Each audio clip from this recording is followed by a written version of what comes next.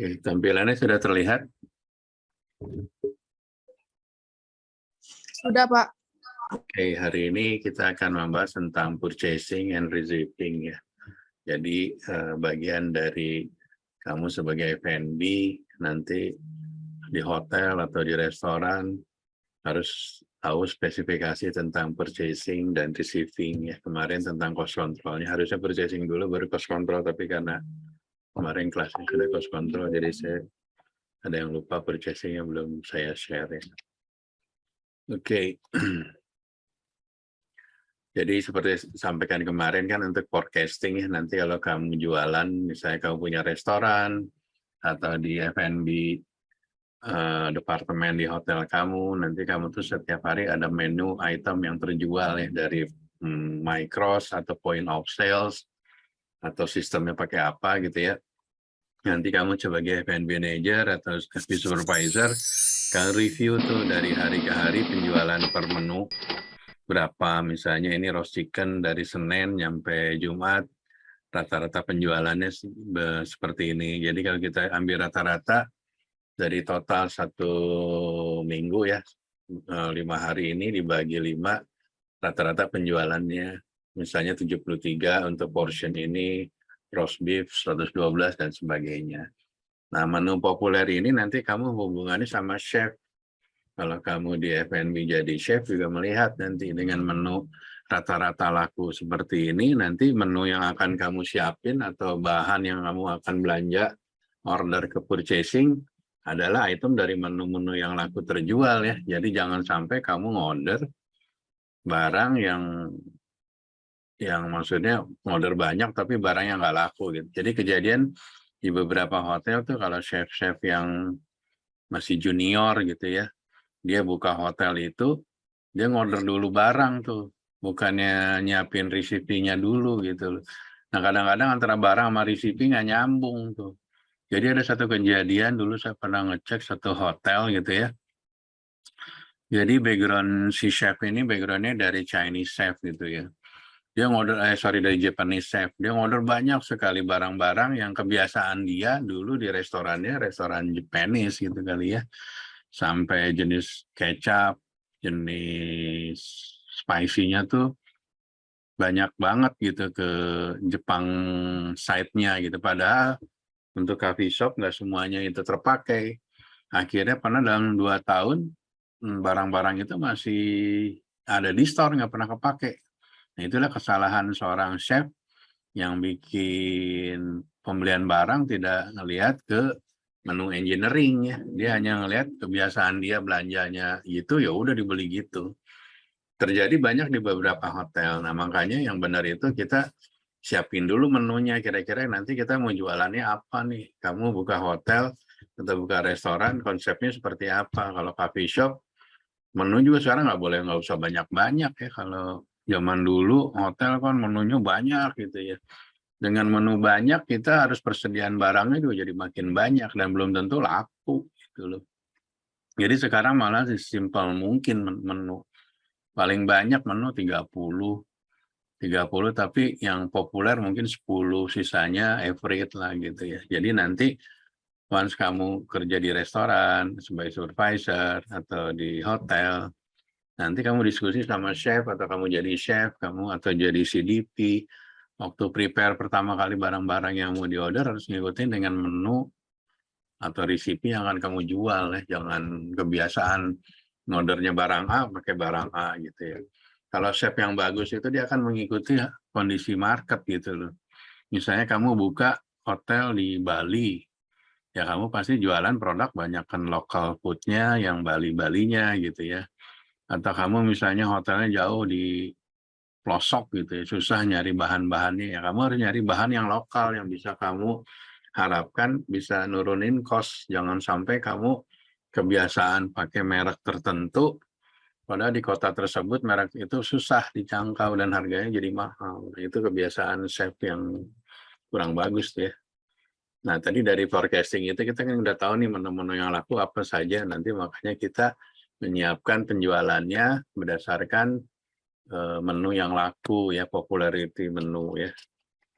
Oke, Beverage juga sama prinsipnya. Nah, nanti kita kembali ke recipe.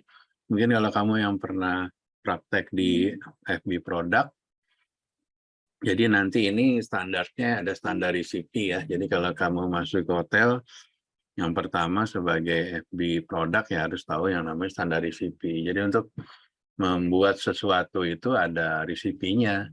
Nah, cuman terkadang hotel sudah semakin lama, problem di hotel di Indonesia itu kalau chefnya ya bagusnya chef asing dia konsisten ya. Tapi kalau jeleknya orang kita kadang-kadang nggak konsisten itu jadi problem. Jadi kadang-kadang makanan disiapin oleh si A rasanya enak, tapi besoknya yang incar si B rasanya asin. Jadi agak susah gitu. Nah, kamu harus bisa kayak McDonald. McDonald itu di seluruh dunia atau seluruh Indonesia lah, nggak usah jauh-jauh, kentangnya rasanya sama. Ayamnya rasanya sama. Nah, gimana cara bikin itu? Itu yang jadi PR yang terbesar. Saya tuh kalau nginterview chef itu paling apa ya?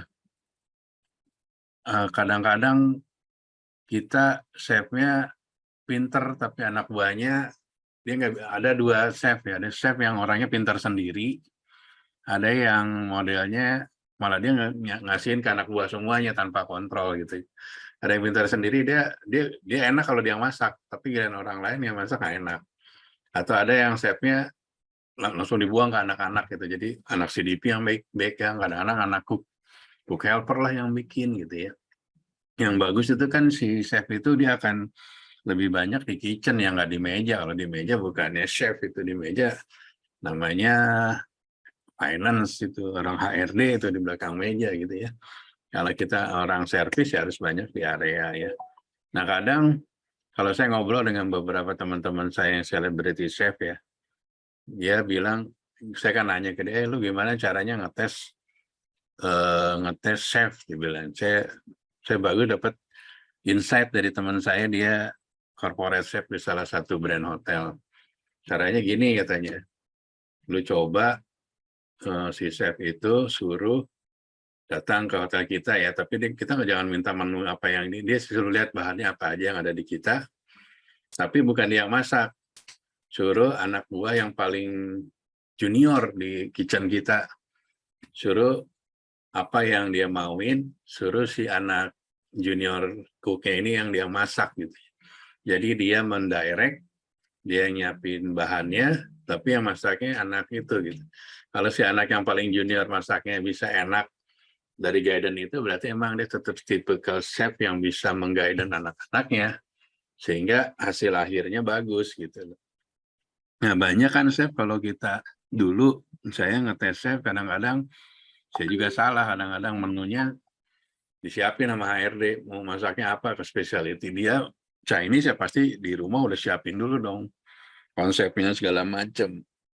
Yang bagus kan dia spot check ada barang apa di kitchen, ya udah dia masak seadanya barang itu, tapi bisa jadi enak gimana caranya. Nah itu yang jadi problem di industri, di hotel seperti itu, konsistensi ya.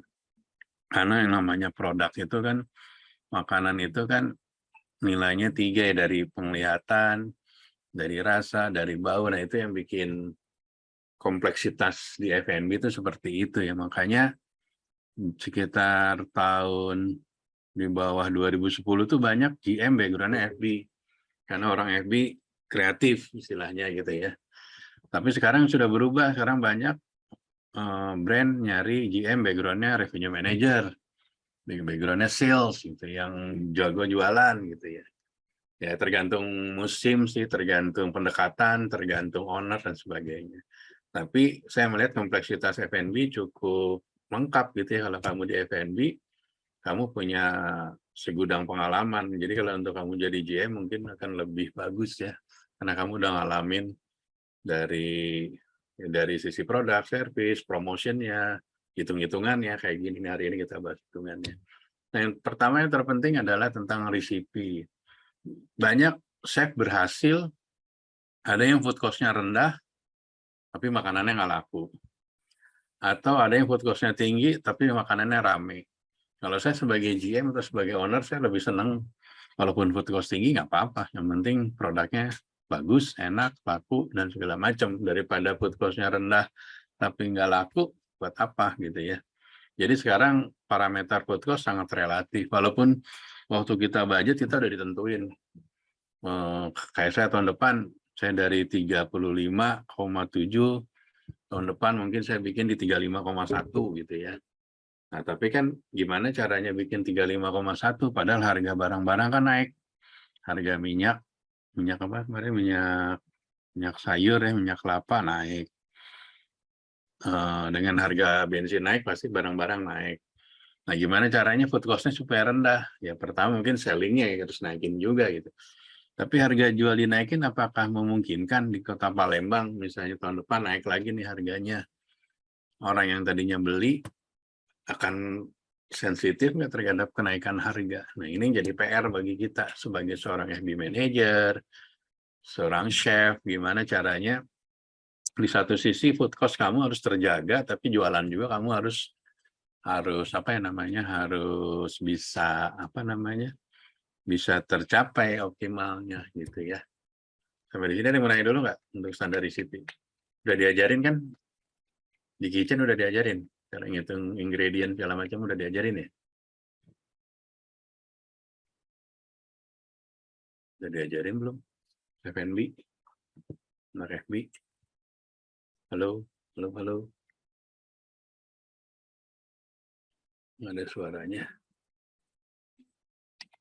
Oke, saya lanjut kalau nggak ada feedback. Jadi standarisasi ini nanti kalau di hotel integrated ya, jadi kamu di kalau hotel di Amerika itu portionnya itu, jadi misalnya kamu dari storage gitu ya, dari store udah minta itu udah di barcode semua barang itu. Nah kadang-kadang chef udah punya preparation cooking ya kan, udah di prepare kira-kira, jadi portionnya udah jelas, jadi siapapun yang masak nanti akan harusnya taste-nya sama, presentasinya sama karena ada fotonya dan sebagainya. Nah dulu di beberapa hotel di Indonesia kita ngakalin nih gimana caranya supaya taste-nya sama. Ada satu brand yang punya hotel dari Aceh nyampe Papua, hotelnya ada 50 atau 100 hotel. Chefnya beda-beda, makanannya tuh aneka ragam akhirnya rasanya gitu. Akhirnya dia bikin central kitchen, dia bikin khusus bumbu-bumbu yang basic stoknya gitu ya. Jadi untuk sapi lada hitam, misalnya yang Chinese food ya, misalnya sapi lada hitam atau apalah gitu ya, menu-menunya. Nah, dia udah ingredientnya udah dibikinin package gitu. Jadi kita tinggal ngorder masing-masing hotel, jadi tinggal di towing di masing-masing unit hotelnya dan rasanya akan sama. Cuman problemnya biaya delivery-nya mahal. Waktu itu saya ngirim ke Papua untuk jenis apa namanya, bumbu-bumbu yang sudah ingredientnya sudah jadi, dibanding dengan bikin di sana lokal lebih murah lokal, tapi taste-nya itu jadi problem. Nah ini PR-PR banyak di hotel yang sangat klasik gitu ya. Kayak Grup Santika itu dia terkenal bagus, dia punya food buffet Indonesian-nya gitu. Zaman tahun sekitar yang saya ngalamin ya, waktu itu di era di bawah tahun 2000-an itu bagus tuh, keren. Tapi makin ke sini juga mungkin orangnya ganti, corporate chef-nya, masing-masing brandnya, masing-masing unit hotelnya rasanya agak-agak jauh gitu. Kalau dulu tertata rapi gitu, mungkin karena kemarin pandemi, jadi akhirnya masing-masing daerah dikasih kebijakan untuk standarnya kan harusnya bisa kalau kita masuk ke hotel tuh, nanti kamu dikasih satu standarnya, misalnya kamu masuk ke bintang 4, standar buffetnya seperti ini, bintang 3 seperti ini, bintang 2 seperti ini. Nah, teman kadang-kadang kita ngeliat juga dari market ya, kadang-kadang kompetitor kita gitu. Mungkin secara brand standarnya kamu makanannya cuman cukup misalnya hot soup 2, terus karbonya misalnya 3, plus apa-apa gitu. Nah, tapi kenyataan di lapangan kompetitor kamu jauh lebih banyak gitu. Nah, kadang-kadang kita juga kalau tidak mengikuti kondisi pasar, nanti market akan compare gitu kan, dengan harga yang sama di sana breakfast-nya jauh lebih bagus. Kadang kita jadi problem bagi kita sebagai GM, sebagai FP manager. FP manager kan dituntut juga dia ngontrol cost ya, karena keberhasilan F&B ya selain profit ya cost-nya juga harus terkontrol, walaupun volume penjualan juga menjadi poin utama ya. Untuk sampai sini ada yang mau nanya untuk standar receiving? Ada yang mau nanya nggak?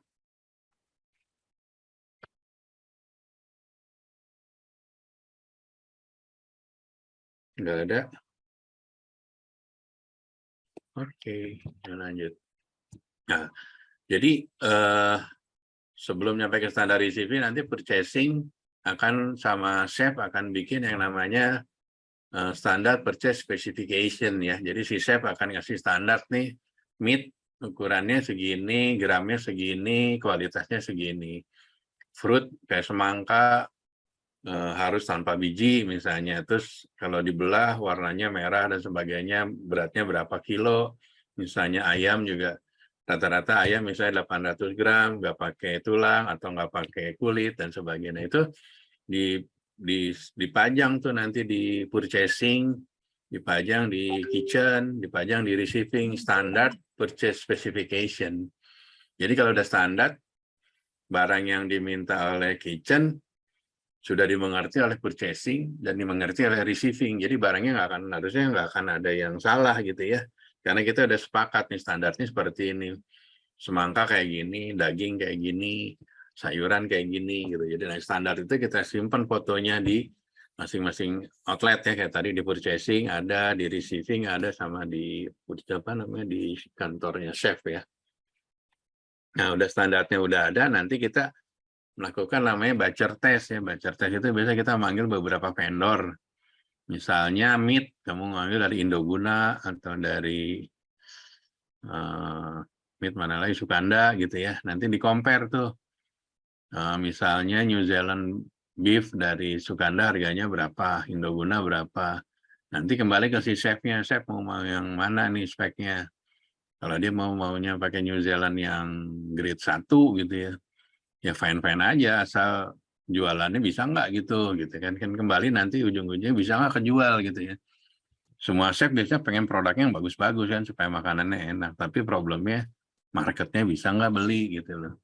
Kayak kamu wagyu atau apa sih Brazilian meat gitu untuk di Palembang, ada nggak sih marketnya gitu kan. Jangan sampai kamu beli barang tapi nggak ada market, ya percuma gitu ya. Nah ini harus disepakatin tuh antara purchasing, receiving, chef, dan departemen terkait ya. Terus masuk finance sama FB manager juga ya. Nah, barang-barang jadi yang udah ketahuan nanti mau belinya barangnya apa, speknya apa, beratnya berapa, packagingnya gimana, itu udah dibikin standar. Nah, kalau kamu di hotel brand besar enak, standarnya udah ada, tinggal ngikutin aja. Problemnya waktu kamu hotelnya independen, kamu harus bikin standar dulu nih sendiri. Kamu harus market survey dulu. Kalau hotel yang brand besar, standarnya udah ada, require vendornya juga udah ada. Vendor-vendor yang direkomended udah ada. Kamu tinggal ngubungin vendornya udah tahu standarnya Marriott seperti ini, standarnya Accor, Ibis, Novotel seperti ini. Jadi nggak sulit gitu ya. Beda kalau hotel lokal, kita harus bikin sendiri setapan standarnya ya. Oke, wine juga sama untuk beverage, waktu barang-barang waktu kita kan apalagi nih wine misalnya di Palembang ada nggak sih marketnya yang jualan red wine, white wine, terus kira-kira nyimpennya gimana nih, nanti rusak nggak nih barangnya gitu ya kalau suhunya nggak bagus, atau mungkin karena penjualannya jarang, nanti penempatannya seperti apa, sebagainya, itu mempengaruhi dari konsep kamu nanti mau jualannya apa. Misal ada lounge jualan wine, laku nggak ya di sana gitu, atau ada barnya, kira-kira minuman apa aja sih yang marketable gitu, yang sellable, yang bisa dijual di sana ya. Nah ini ukuran-ukurannya nanti kamu tinggal pelajarin ya, kalau kamu pelajar tentang beverage atau bar, nanti ada di sini ada ukurannya. Untuk ini yang di minibar, tapi sekarang udah beberapa hotel kita udah jarang ya bikin minibar, kecuali bintang 5 luxurious, minibarnya lengkap. Kalau sekarang rata-rata bintang 4 jarang kita setup minibar ya, karena barang-barangnya banyak orang juga deny ya. Terus yang kedua, kebiasaan orang-orang daerah tuh belinya di Indomaret, simpennya di minibar, akhirnya barangnya cuma ditukar doang gitu ya. Walaupun kamu pakai stiker kayak pakai apa. Orang kita jauh lebih pintar, kadang-kadang diakalin. Jadi kadang-kadang sekarang minibar banyaknya kosong. Apalagi kalau kamu grup, Dari government biasanya dari awalnya bookersnya udah bilang tolong ya minibarnya dikosongin karena minibar itu bukan tanggung jawab kita menurut bookersnya. Jadi kadang-kadang kita harus keluarin dulu barang-barang di minibarnya di setiap kamar kan repot ya. Jadi sekarang kadang-kadang umumnya bintang 4, bintang 3 ke bawah tuh nggak ada minibar. Jadi freezernya kosong aja. Kadang-kadang juga kita kalau bikin hotel ngapain bikin minibar kalau nggak ada orderan, nggak usah dibeli itunya apa minibar freezernya ya. Nah, ini nanti kalau kamu jadi purchasing dari F&B juga ada yang jadi purchasing manager ya, ini kerjanya ya. Manualnya pakai PO, tapi sekarang udah by system semua ya. Jadi semua aja udah by system, permintaan barang, purchase request by system, nanti akan di-approve oleh departemen head, di-approve oleh financial controller, di-approve oleh GM, langsung automatically timbul jadi PO. PO nanti kalau udah di-approve semua berarti tinggal tanda tangan purchasing manager. Nanti di sini ada nama vendornya, siapa, segala macam, itu akan automatically kalau barangnya sudah di-order. Tapi kalau barangnya belum di-order, kamu harus create dulu artikelnya atau itemnya ya. Jadi sekarang sistem udah nggak manual ya untuk beberapa hotel, tapi nggak tahu kalau hotel-hotel brand lokal mungkin masih ada yang pakai manual PO seperti ini. Kalau di brand internasional semuanya udah by system semua. Jadi untuk menghindari kesalahan, menghindari manipulasi dan sebagainya, udah by system. Karena dengan by system kita ketahuan harga terakhir kita belanja harganya berapa. Terus komparasi dari vendornya apa aja ada di situ. Jadi by system udah kelihatan, nggak bisa diakalin lagi gitu ya. Ada yang mau nanya nggak? Baca nih. FB ada yang mau nanya nggak? Oke, kalau nggak ada kita cerita tentang receiving ya. Receiving itu bagian penerimaan barang. Kamu kalau masuk ke Shangri-La Jakarta, Shangri-La itu restorannya kan banyak, gede-gede, ballroomnya gede banget. Itu receiving itu mungkin ada sekitar 4 sampai 5 orang dulu, zaman dulu ya, saya lupa sekarang. Itu lokasinya sangat gede. Malah dulu kalau ngirim daging itu bisa bertruk-truk gitu, karena masing-masing restoran kan order ya. Jadi dalam satu hari itu orderan bisa dari pagi jam 6 tuh udah barang udah datang tuh. Biasanya sayuran, F&B itu di bawah jam 11 sudah datang. Makanya biasanya receiving pakai schedule. Kalau F&B tiap hari biasanya, terutama food ya tiap hari ya. Kalau beverage misalnya seminggu 3 kali datangnya gitu ya. Makanya kamu nanti kalau jadi FB manager, jadi chef, kalau chef bisa ngorder tiap hari, tapi kalau FB manager mau ngorder barang, di luar dari beverage biasanya ada schedule-nya, misalnya printing hari apa, general supply hari apa. Karena kalau hotel gede nggak mungkin setiap hari orang order dikasih gitu. Harus dikasih jam, dikasih waktu. Di luar itu nggak bisa. Saking tertibnya gitu ya, supaya barang-barangnya ke-record benar gitu ya. Nah, banyak terjadi di hotel-hotel besar receiving ini bermain ya dengan vendor barang yang datangnya 2 kilo, vendornya bilang tulis saja 4 kilo gitu kan. Nah, mungkin dari receiving lewat, tapi biasanya si chef akan ngecek nanti. Tapi kalau lagi sibuk mungkin chefnya nggak ngecek juga gitu. Makanya nanti ada spot check bisa dari orang finance, bisa dari chef gitu ya, akan ngecek ke receiving, benar nggak barang yang diterima antara fisiknya misalnya tadi 2 kilo, tapi sama dia dibilang 4 kilo, kan bisa aja kan nggak ada yang tahu gitu ya. Nah, makanya nanti harus ada yang kontrol. Biasanya namanya cost control, kontrolnya di kantornya di situ juga dia akan ngecek. Hari ini barangnya apa, dia randomly cek ya. Barang yang diterima berapa, invoice-nya berapa. Jadi untuk kontrol ya, supaya tidak terjadi manipulasi antara vendor dengan receiving ya. Oke, nah ini contoh receiving report ya. Jadi setiap hari seorang receiving, kalau kamu jadi receiving ya di hotel, hari ini kamu nerima barangnya ini. Dari supply-nya siapa, invoice-nya apa, itu by system semua, dia akan muncul. Kamu tinggal masukin aja kuantitinya. Misalnya di ordernya 800 unit, datangnya 700, ya kamu tinggal ketik di sini misalnya 700 di sini. Dia akan automatically akan ngupdate ke sistem dan ini langsung terkirim semua. Jadi data receiving terkirim ke chef, kekirim ke cost control, kekirim ke account payable, semuanya udah integrated gitu ya.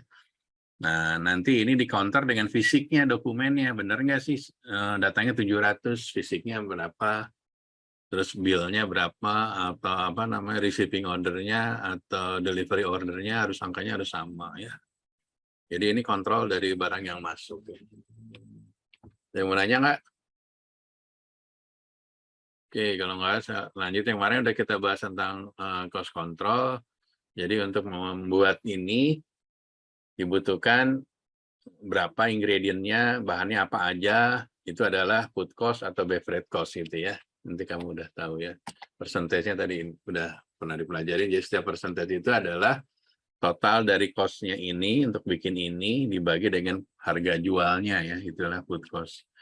Nah, nanti pada akhir bulan itu si cost control akan bikin namanya reconciliation. Seperti ini reconciliation. Jadi reconciliation tuh gini, si cost control dan store dan receiving biasa bantuin ya. Dia akan ngecek di gudang. Dia ngecek juga di kitchen. Stoknya ada berapa? Stok akhirnya ya. Closingnya ada berapa nih. Nah, closing ini akan menjadi opening di bulan berikutnya ya. Jadi katakanlah ini bulan Desember, berarti ini openingnya bulan apa ya? Kalau ini bulan Desember, ini opening bulan apa? Stok bulan apa nih? Stok akhir bulan apa kalau Desember? Berarti ini stok akhir bulan November ya. Jadi ini ending November, jadi opening Desember ya. Jadi pada bulan November stok akhirnya segini.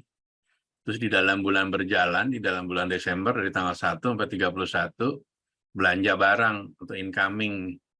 Belanja yang langsung ke general store segini, ke main kitchen segini, restoran segini, totalnya segini ya. Dikurangi nanti dengan sisa inventory yang ada di gudang. Nah, ini adalah barang yang siap untuk dipakai atau dijual. Tapi semua barang ini nggak semuanya dipakai untuk dijual, ternyata dipakai entertainment atau dipakai officer check ya. Buat GM kan makan free ya. Devet misalnya makan sekali free. Itu dikreditin, dikurangin. Maka timbulnya cost. Nah, dapatnya cost dari sini gitu. Jadi food cost hotel itu, seluruh hotel hitungannya gini ya. Jadi berapa stok di masing-masing area, di gudang berapa, restoran berapa, di bar berapa, di bangket berapa, dihitung semuanya. Biasanya si cost control 3 hari sebelum akhir bulan dia akan inventory ya. Supaya tanggal 1 udah jadi laporannya gitu ya. Ini contohnya ya, kalau kamu jadi cost control, kamu akhir bulan reportnya seperti ini. Ya. Ini sama, ini untuk food, ntar beverage juga sama. Prinsipnya hitung berapa openingnya, ditambah pembelanjaan, dikurang ending, dikurangin lagi yang tidak terjual atau dikonsum oleh umum. Nah, stok inventory ini dapatnya dari mana? Dapatnya dari sini nih. Ini contohnya barang-barang yang material yang ada di, misalnya di housekeeping store nih ya. Nah, nilainya berapa, dibeli berapa, sisanya berapa, totalnya segini. Nah, totalnya segini nanti larinya harusnya ke sini. Misalnya 43 juta dan sebagainya ya. Nah, ini supporting dokumen dari rekonsiliasi ini. Ya. Ini contoh yang ada di F&B. Di restoran ini lakunya itemnya ini. Nanti di-compare nih. Kalau by system nanti dia ngitung nih. Berarti stok ayam, stok nasi, stok beras, segala macam terhitung. Nanti di-compare dengan fisiknya. Dengan fisik yang di sini. Terjadi varian nggak? Kalau terjadi varian berarti ada penjualan yang nggak dicatat. Atau ada pemakaian bahan yang nggak dicatat. Atau nggak dilaporkan. Gitu ya. Ngerti nggak sih? Paham? Halo? Palembang, F&B. Paham nggak? Jangan saya ngomong berbusa-busa, nggak ada yang ngerti ya? Oke, good. Nah, ini namanya batcher test. Nanti yang saya sampaikan gitu ya. Biasanya nanti chef, eksekutif chef, terus ada batcher chef. Kalau di bintang 5 bisa ada batcher ya. Batcher itu yang bikin portion untuk komisari ya. Nah, nanti biasanya kita akan bikin tes batcher test dulu. Jadi kayak tadi ya, meat dari Sukanda itu, dari 200 gram itu yang akan bisa terpakai nanti jadi berapa gram. Ada fat loss-nya nggak, ada bone loss-nya nggak, ada yang loss nggak, maksudnya ada yang tidak terpakai gitu ya. Jadi kalau chef yang bagus, dulu saya punya chef dari Prancis, kebetulan dia Kalau nggak salah dia medallion chef gitu. Dia itu bisa bikin dari meat itu totali misalnya 200 gram, bisa datang sekilo gitu. Sekilo itu bisa dipakai semua. Walaupun ada bone, ada tali lemaknya segala macam, sama dia bisa di apa ya, diproduksi, dibikin stok kayak, dibikin apa kayak. Jadi nilai barangnya semuanya 100% terpakai gitu. Nah, itu keahlian seorang chef sih ya. Dia juga udah puluhan tahun lah di Prancis, dan waktu itu hotelnya bintang 5 di Jakarta, dan fine dining-nya paling happening dulu tahun sekitar 2000-an. Dia itu saking detail dan jagonya itu, jadi daging itu dari misal 1 kilo itu terpakai hampir 99% lah gitu. Paling 1% yang nggak kepakai. Jadi bisa dibayangin kemampuan seorang chef itu, jadi benar-benar apa ya, optimal gitu. Barang yang dibeli itu kepake semua. Nah, yang jadi problem tuh banyak chef-chef yang, apalagi kalau kamu nggak punya bacarnya, jadi ukurannya tuh bisa beda-beda gitu ya. Kali ini kamu dapat 200 gram dagingnya, besok 150, padahal harganya sama gitu. Itu karena kamu nggak punya bacar, nggak punya standar, akhirnya bahannya, dia motongnya nggak standar gitu. Tapi sekarang udah seharusnya udah gampang ya, karena kamu bisa ada ordernya dari vendornya udah sesuai dengan itu. Misalnya speknya kamu minta yang 200 gram, itu datanya perfectly 200 gram gitu loh. Jadi nggak usah pakai bacar lagi, udah oke gitu ya. Nah, ini yang problem ya, yang tadi untuk mengurangi food cost ya, adalah kita meminimalkan yang tadi waste-nya itu, buangannya itu. Jadi dari 1 kilo itu kalau bisa kepake sampai 990 gram lah gitu, 10 gram yang nggak kepake gitu ya. Itu artinya kamu bisa memaintain bahan sedemikian rupa, tapi bahannya memang grade-nya udah bagus ya. Nggak banyak lemaknya juga gitu. Kalau mau banyak lemaknya juga kadang-kadang kita udah nggak bisa diapa-apain juga ya. Oke, sampai di sini ada yang mau nanya nggak sebelum saya akhiri?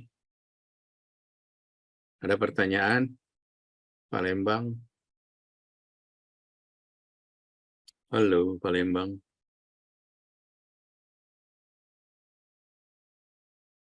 Benar nggak ada yang nanya ya? Kita Saya Pak mau bertanya. Hah? Kenapa Putri? Cara perhitungan untuk barang yang masuk sama closing tadi gimana Pak? Barang apa, sorry? Ada yang barang Bapak data tadi? Suaranya putus-putus. Sorry, Put. Gimana? Gimana, Put? Ada contoh yang Bapak slide sebelum ini Pak. Kenapa? Yang ini? Nah itu cara perhitungan itu ya Pak? Cara perhitungannya. Jadi kan total barang yang ada di gudang di awal, ini ceritanya bulan Desember ya. Misalnya di store ada barangnya sisanya dalam rupiah ya. Misalnya kan ini kan beverage ya, ceritanya misalnya ada Coca-Cola 20 krat, 20 krat, satu kratnya misalnya harganya misalnya 200.000, ada bir, ada apa segala macam, dijumlahin dalam rupiah totalnya segini. Di kitchen sebenarnya di bar, berarti ini ceritanya di bar ada berapa gitu ya. Nah, ini barang yang awal kamu totalnya ini.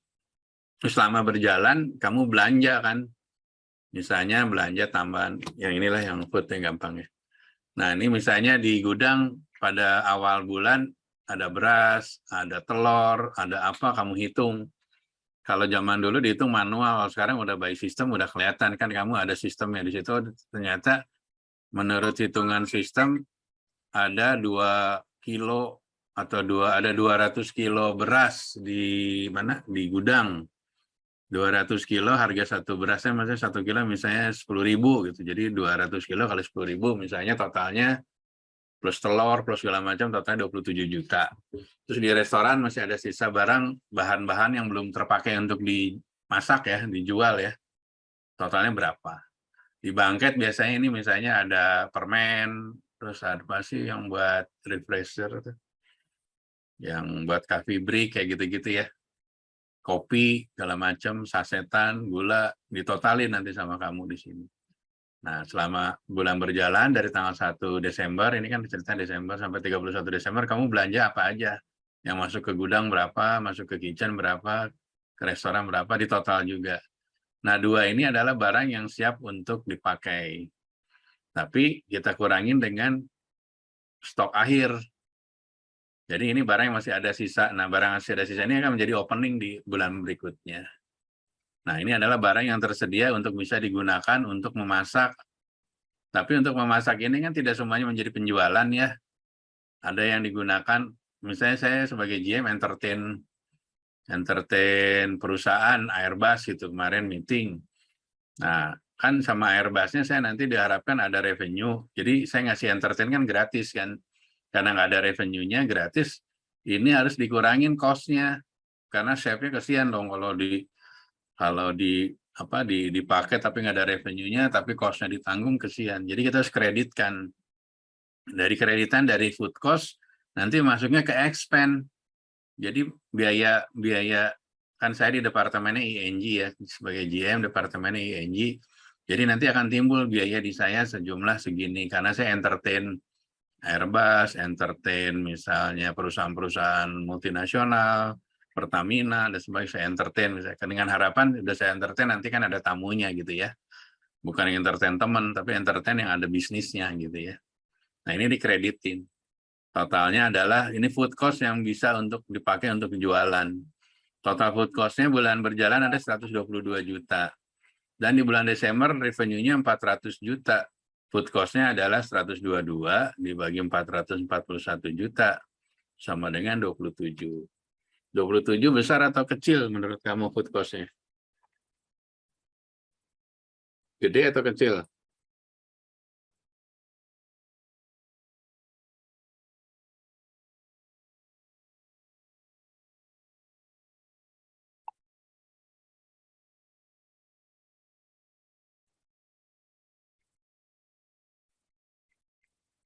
Saya jawab, Pak, gede atau kecil?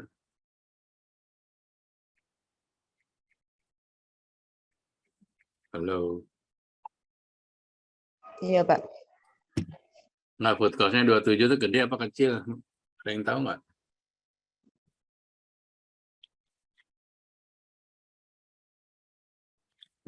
Oke. Jadi relativitas saya kembalikan ke saya. Food cost itu bisa dianggap kecil, atau menurut saya sih ini kalau dengan restoran segede gini, food cost-nya bagus nih, kecil. Karena dengan revenue-nya segini, food cost-nya cuma segitu. Tapi parameter ini tidak menjadi standar ya, kembali ya. Nanti kembali ke kompetitor kamu seperti apa. Oke, kalau nggak ada pertanyaan lagi, saya akhiri. Jangan lupa kuisnya ini. Based on your opinion, how to manage your food cost of food in the hotel. Jangan lupa di email ke sini ya. Minggu depan kan UTS ya. Soalnya udah saya kirim ke kampus ya. Oke, kalau ada pertanyaan lagi, ketemu lagi nanti sesudah UTS ya. Thank you. Ketua kelas bisa tolong difoto dulu. Absen yang nggak masuk siapa ketua kelas? Dwi Kartika, Pak. Dwi Kartika. Oke, bisa difoto dulu buat supporting ini. Dwi Kartika. Bisa dibuka cam-nya, difoto dulu. Itu ketua kelas tolong. Baik, Pak.